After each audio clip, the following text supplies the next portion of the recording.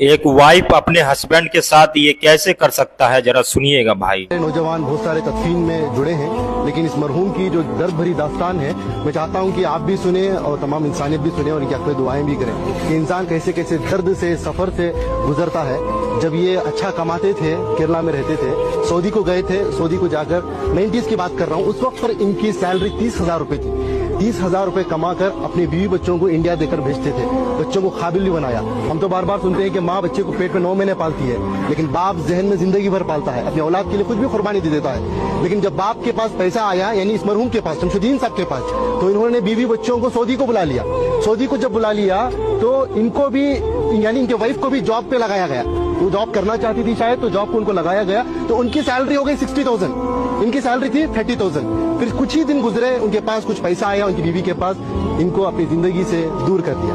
ये एक दिन था, ये अपनी बेटी से मिलने के लिए, अपनी औलाद से मिलने के लिए सऊदी में ही, जो इनकी बीवी अलग फ्लैट लेकर रहती थी, वहां पर जाते हैं।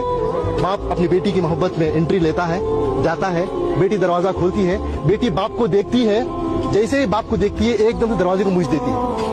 एक तमाचे की तरह इस मरहूम के चेहरे पर पड़ा। ये मैं नहीं कह रहा हूँ, ये इनकी खुद की जबानी है। मरने से पहले, कुछ दिन पहले इन्होंने इस वाक़े को बताया है। इसके गवाह हमारे इनायत साहब है, कहा है, हाँ ये है। ये बता ये रहे हैं कि सऊदी से दिल दुखने के बाद, दर्द मिलने के बाद, बैंगलोर के एक टॉप एरिया में एक बिल्डिंग में एक मैनेजर के तौर पर काम करते थे।